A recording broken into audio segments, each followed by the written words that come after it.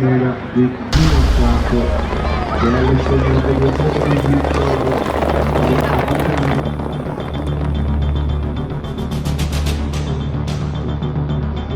No, così non rompono le Ho fatto pure verità, contratto.